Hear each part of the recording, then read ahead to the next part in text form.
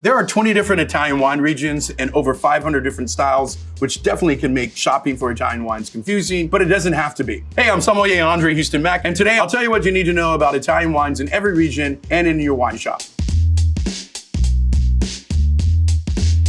Italian wines definitely have a reputation, and I would say that it's more about its diversity. Different regions, different climates, and they're somewhat affordable. The information that you can learn today, you can take that to your wine store. That can help you narrow down the selection of wines that you like or want to try. I'm gonna take you on a tour of some key regions and taste some great wines that I think you should be aware of. So first up is the Piedmont region of Italy. So what makes Piedmont region great is its continental climate. They have warm days, cool nights. That really helps in the growing of the grapes. If you can get high enough heat during the day so the grapes can ripen, and cool nights so they can retain some type of acidity, that puts you in the best place for growing fruit. So this is Palo Scavino. This is the Barbera d'Alba 2022. And this is $20. If we kind of like decode or look at the label here, so you have Palo Scavino, so you have the name of the producer, and then you have Barbera d'Alba, the grape in the town of Alba. Underneath the name, you'll see the DOC. When you see DOC or DOCG on the bottle, that's saying that that is a protected area that has been designated by the government. The reputation of this wine is this is everyday drinking wine. This is what Italians drink on an everyday basis. The reason why Barbera has this great reputation of being everyday luxury is that it's widely planted. It grows pretty easily. There's not a lot of aging requirements. So this is, economically, a really great wine that can be produced fairly easy. This kind of smells like a plum pie. No, anybody ever had a plum pie?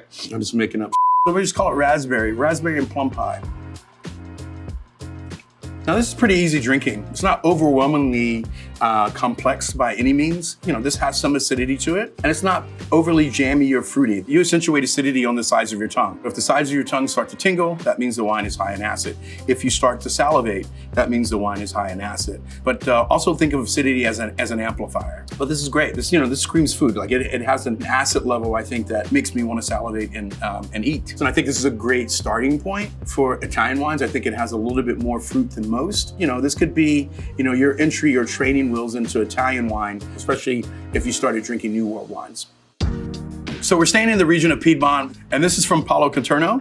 This is Barolo, $56. So Barolo is called the king of Italian wines, the Dondata, you know what I mean? Like, if not the greatest wine, one of their greatest wines. They have like crazy age requirements. Like this bottle of wine needs to be aged at least 38 months. At least 18 months in oak in a barrel before that it can ever go into a bottle. And because of its limited production, these make these wines wildly expensive and rare. By aging a wine, the wine can become a lot more complex and more integrated. A freshly new bottle of wine, it tends to be more on the fruity side, on the oaky side. Over time, that wine that is astringent and oaky and high in alcohol will all start to come into balance. All right, yeah, so we're gonna hop in here.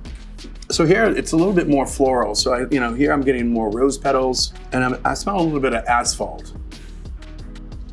This wine is super tannic. The whole inside of my mouth is dry, my gums are dry, and that's due to the nature of the wine. Generally, Nebbiolo is a very tannic grape, so you're getting a lot of that. If there's fruit, I would say more like dried cranberry, maybe with a hint of strawberry. That's pretty beautiful. There's nothing really like that in the wine world. Something very special about Barolo, and you can see why it's the king of Italian wines.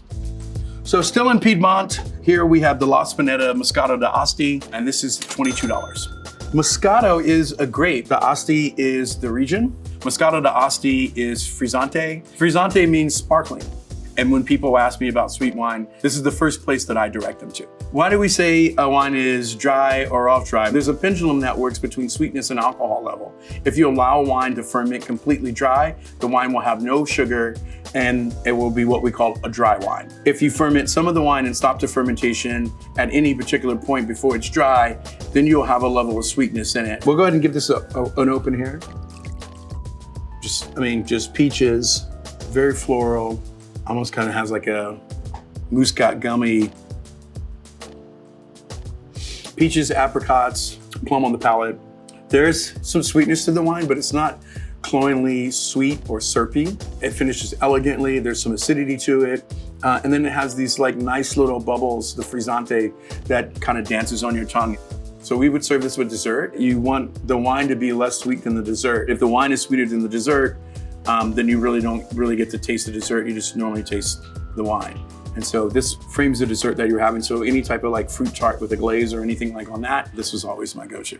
So we're moving on to our next region. This is from Trentino, Alto Adige. So this is in the northern part of Italy, a cooler climate, cold region. Italy has a diversity of climates. In the northern part of Italy, you can ski there. So this is from J. Hofstadter, and this is Pinot Grigio, and this is $22.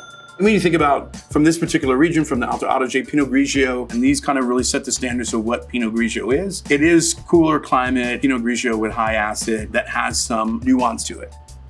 I get kind of like white flowers, straw. I don't want to say that it smells sweet to me, but it does smell like a little bit of powdered sugar. I don't think that it's sweet, it's going to be sweet or anything like that, but I do get a little bit of that smell. I think I'm just traumatized. You know, I used to make the cotton candy at Chuck E. Cheese when I was 17. It's got some acid to it, but it's not ripping hard acid and no middle palate. Like this wine has weight to it. Weight is how a wine sits on your palate, right? How it coats your tongue. So think about, you know, we always use the example of milk, right? So if we use 2% milk, how that tastes in your mouth, throw that around your mouth, and then you pour heavy cream into your mouth, right? Alcohol can translate into weight and be perceived as weight on the palate. If you like Pinot Grigio, I think you should try other Pinot Grigios from different regions. Americans who like US Pinot Grigio would like this because I think it's some comparison in the weight. It has a very similar style in that way. So now we're moving on to Tuscany. So we think about, it's very picturesque, lots of rolling hills, just a really kind of beautiful sprawling landscape there. So this is Chianti, this is from Tenuta La Caccianelli, and this is Chianti Colacinese, and this is $24. You know, a little bit of history here. A lot of this, you know, goes back to, I believe, World War II. GI spent a lot of time in Italy, enjoying the cuisine and the wine. A lot of that was transferred back. So you started to see a lot of checker red tablecloth restaurants introduce Chianti. And this wine is 100% Sangiovese. So Sangiovese, very astringent, tannic grape. We just think about spaghetti westerns, and then I think about it being dusty, but it really leads with that kind of quality and less fruit. And we talked about the governing body. In Italy, it's called the DOC. But then also there's another level, somewhat of an upgraded DOCG, another level of distinction when we're talking about Italian wines. Raspberries, a little bit of blackberry, a little bit of like leather. And there's that dusty thing that I talk about, but it finishes kind of rough, and not in a bad way, and in a very much Chianti way to me, where it's a different type of beast in that way. It's got a little oomph to it. It's got some body to it and some structure to it that normally you wouldn't see in a traditional Chianti. But it does have that framework and very much Chianti across the board. All right, so moving on to Brunello di Montalcino, located in the region of Tuscany. This is Ciacci Piccolomini. This is Brunello di Montalcino, and this comes in at $60. This is considered one of Italy's rarest wines. It is the first wine to achieve DOCG status. The grape, they call it Brunello, but actually, to be honest with you, it's a variation of Sangiovese. It's bigger and it has a thicker skin, and because it takes longer to ripen, it's gonna impart a lot more tannin because it's got more skin to grape ratio. And because of that skin, it makes one of the biggest and brooding style Italian wines. I remember I was always taught, you know, Brunello di Montalcino was, you know, Italian steak wine. So it's basically Chianti on steroids. This is one of my favorite wines. It smells somewhat savory. It reminds me a lot of iodine, like it kind of has like that iodine, savory, rosemary. There's dried leather. It's just a hint of cinnamon. There is a little bit of cedar and a little bit of currant and blackberry. Man, that's so good. One of my favorite wines to drink. It almost feels like graduating. It's just on another level. All right, so we're still in Tuscany, and this is called Tuscany IGT. This is La Diffuse, and this is $50. Toscana IGT, it's a category that's made up of what we like to call super Tuscans. They are probably some of the most sought after Italian wines, commanding crazy expensive prices. Super Tuscans generally are indigenous grapes from the region, so think about Sangiovese, and they're blended with more European noble grapes. So thinking about Cabernet or Merlot, the DOC and the DOCG, they have these really kind of tight guidelines on what these wines can be called. IGT has less requirements, it's less strict. You think it would just be bottom feeders. It's kind of quite opposite. Super Tuscans are what kind of brought to prominence a lot of these wines. Super Tuscans command some of the highest prices in the world. So yeah, this is lots of like red currant, blackcurrant. There's like a leather kind of element to it, just thinking about wood. So fruit is confirmed on the palate, but there's a level of acidity to it that you normally wouldn't get in Cabernet, right? And that's due to the Sangiovese. And so it's kind of a mix of these two worlds that's always been fun and prevalent. A lot of these wines are definitely made on the more modern side and less traditional, which a lot of these people were innovatives and kind of pushing the envelope forward. All right, so now we're moving on to Emilia-Romagna. I always talk about if it grows together, it goes together. This is kind of the belly of Italy where you think about some of its most famous foods, prosciutto di Parma, mortadella, a lot of those things you can think about from this particular area. This is Becco Rosso from Fiorini, and this is Lambrusco. Lambrusco is sparkling wine from this particular region, which is interesting because most of it is red sparkling wine. They're made the same way that sparkling white wines are made. But basically, you're making a still wine first, and then you introduce the yeast, and that sparks the secondary fermentation. So the still wine that you're making here is just red instead of white. So there's different things on the label that you can look for. Secco is the biggest thing if you're looking for dry, and dolce for it being sweet. So you want to look for those two things on the label if there's nobody around to ask in the store. All right, so we're gonna keep our thumb on, put a little twine down, 6 half turns, get you good to go. Like kind of in the same way that like you would loosen a tie. You put your finger in the rung, but still keeping your thumb on there. Then you want to switch. Oh my God, this is coming out really by itself. There it is, sniper. So look at that, that's really red and it's really fizzy. And so to me, these wines were always just like fun, just from the color. That's a rare thing, you normally don't see that. But that whole process right there just gets me so excited. And so this is like, it has like a bubblegum smell, but savory. It smells like thyme. So, but it's herbaceous, bubblegum is kind of what it smells like to me. So this is like unlike anything most people have ever had before. So it has all the components that are there with a red wine, but it's sparkling. So it just feels alive. So like this is like a fun thing, like burger night, pizza night, lots of different things on the table. To me, this fits in a very more casual setting. This is just a really fun way to be able to drink wine and you feel cool if you're not cool already. So moving on to the next region, Veneto. So this is a small region in the northeast part of Italy, but it actually produces more wine than a lot of some of the other regions that you think about when you think about Italy. So this is Valdo Biadini, and this is Prosecco Superiore.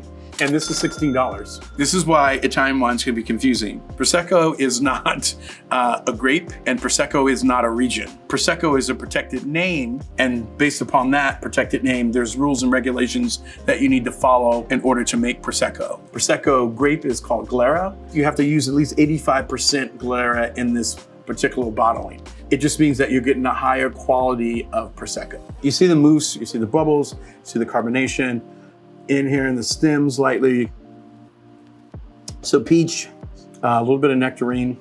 That feels a little bit more refined, but also understanding that it's Prosecco and it's not supposed to be champagne. You can't beat what you get for 16 bucks versus $50 more for something else. It's just a total different beast. It serves a purpose in the sense that it's sparkling, it's festive, it's fun. It's a good way to get the party started. This whole category to me comes in as somewhat of an everyday luxury where everybody gets to play. I just come from the era where Prosecco, we used it with orange juice to make mimosas and that kind of stuff. Obviously, it's changed and grown in popularity over the last, 25 years, and I can see why.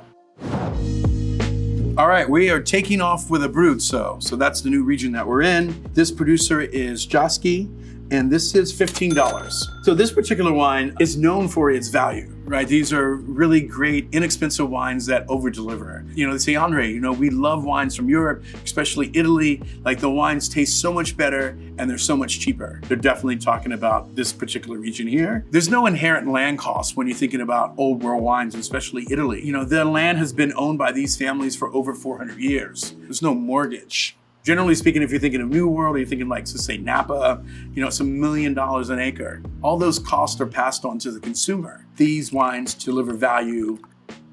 So, I think right off the bat, cinnamon, vanilla, there's cranberry. That's a banger. I think this has the right amount of acidity. It has the right amount of fruit. But as you can see, like my mouth is salivating here. Like it begs for food. I want to eat. This is great. I'm in this business. I've been in this business. I made my career in it. But like I struggle to say Montepulciano. I think for a lot of people who aren't confident in saying it, they steer away from it. We feel a little bit embarrassed. I always feel like you just turn it back on to the other person. How do you say that? Like how would you say this? You should not want to try it because you can't pronounce it. Next up is, we're traveling down to Sicily. This region is Etna Rosso, and this is Terra Nera. Etna is something that you might have heard of. Mount Etna is one of the largest active volcanoes in the world. And this is where these vineyards are planted. So it's all grown on volcanic soil. It really kind of imparts this minerality flavors into these wines. A lot of the attributes that wine take on are from, minerals and things that are imparted in the soil. The roots to a grapevine run deep, and the deeper that they go, they impart more flavors from the soil that you might get. You would have thought the color was a little darker. Looks very beautiful to me. Very rich aroma is kind of jumping out of the glass. They feel very hearty. It smells peppery, more refined, more like white pepper. There's some fruit in the background, ripe fruit, but not sweet. More currants and cherries. This is beautiful. You get a metallic and minerality, but that's what I get from being a kid and having a penny in your mouth. These wines are so unique, and tasting this one today really realized that, I should probably drink a lot more of these wines. So we're moving on. Next region is Campania. So to paint the picture for you, this is Naples, right? Very picturesque. This is the Amalfi Coast, and this is definitely the Mediterranean climate. This wine is Colle di Lapio, and this is Fiano di Avellino, one of my favorite white wines on the planet. So Fiano is the grape. Fiano's a very ancient grape that I think originally originated in Greece. So when you think about togas, gold leaves around people's head, that's how far back that we're talking about going. So Mount Vesuvius, another volcanic area, the minerality runs from the start to the finish. Just makes for a beautiful expression of white wine. Very perfumed, floral, very distinctive. White flowers. This is kind of ripe fruit, but almost on the tart side. This pear. There's a little bit of citrus. There's a stoniness to it, maybe flinty. There's kind of a gravelness to it. It's the only way is if you ever licked a rock. I don't know. I always feel special drinking this wine, and this was one of the wines that I always love to serve with certain dishes at per se. I get excited about this wine, and hopefully that I'm excited enough that you want to go out and try it. And one of the great values in white wine. I'm excited, I'm hyped. This is the reason why I got into wine. To deep dive and to explore a country is awesome and only broaden our horizons. The reason why I do it all, if it's just one person goes out and tries it. You are looking at Julian's pronunciation guide, where we look at how to pronounce better some of the most mispronounced. This is so much longer than the pronunciation. Curious word, but how do you say what you're looking for today? Buongiorno, we are looking at how to pronounce this word in Italian, meaning guide. We'll be looking at how to say more confusing Italian vocabulary. So in Italy, it's said as Guido. Guido. San Guido. Okay.